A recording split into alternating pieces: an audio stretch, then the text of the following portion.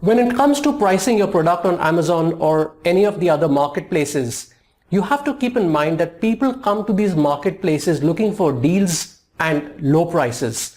Therefore, it's much easier to sell low-priced products on Amazon than high-priced premium ones.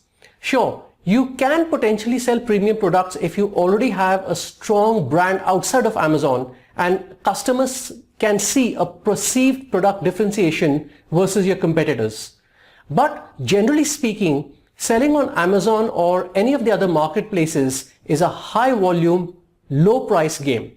Of course, you have to find the happy middle ground between low price and a profit of at least about 40% after deduction of all your costs, including the FBA fees. Unlike the offline world where you can do a cost plus pricing, where you can add your profit margin to your costs, in the online world where customers are easily able to compare prices for the same product from multiple suppliers within seconds, you cannot do that. You have to sell within a very narrow price band if you're selling generic products and you want to remain competitive. The alternative is to have significant product differentiation that the customer will value and be able to pay a small premium for.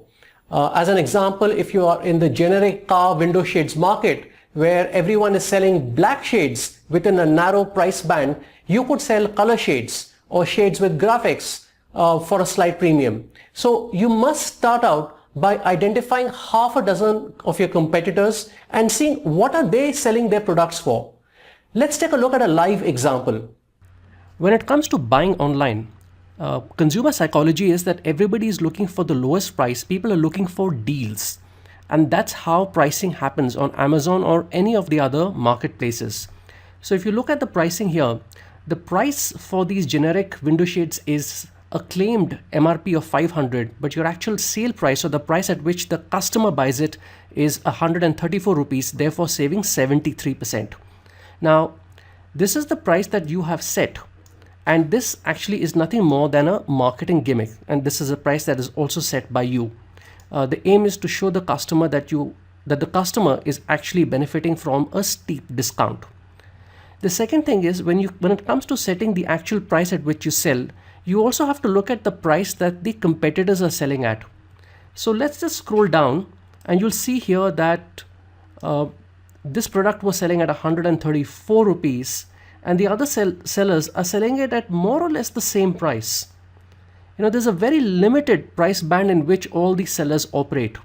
Let's open up these 24 offers and see what the price band is. So there's 125, 134, just focus on this column here, 125, 134, and you can see that it's all fluctuating between, let's say, 105 to 150. So unless you're able to differentiate your product, you will never be able to dramatically increase the price. The consumer is expecting the product at the lowest price possible unless he's convinced that your product is completely differentiated, cannot be compared with a generic product. So when it comes to pricing, for the first point is your pricing needs to be very competitive versus the other sellers, otherwise you will not even rank in the sellers list. And the second thing is that there needs to be a significant gap between your MRP and the actual price at which you sell so that the consumer feels that he's getting a great deal.